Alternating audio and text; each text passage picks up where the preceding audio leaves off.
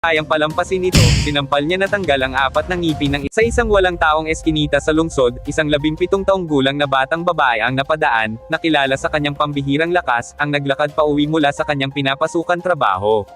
Napansin niya ang 3 gangster, binuli siya nito, kinuha ang kanyang cellphone at binasag.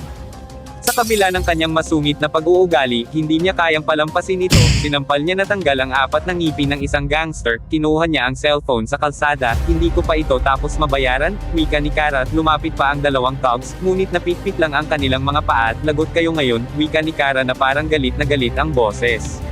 Malaking pagkakamali sabi ni Kara, ngunit tumabi si Kara at pinalipad siya ng isang tulak lang. Ang pangalawa ay ganun din. Lumapit pa ang isa, sinampal siya ngunit sinapo ang kamay at binali ng walang kahirap-hirap, binaluktot ito na parang plastic. Sa huli, sinong mag-akala na isang babae ang bumugbog sa kanilang 3?